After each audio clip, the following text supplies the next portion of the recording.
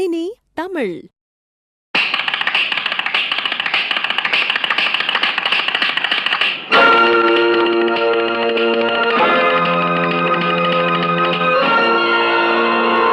அம்மம்மா தம்பி என்று நம்பி அவன் உன்னை வளர்த்தான்.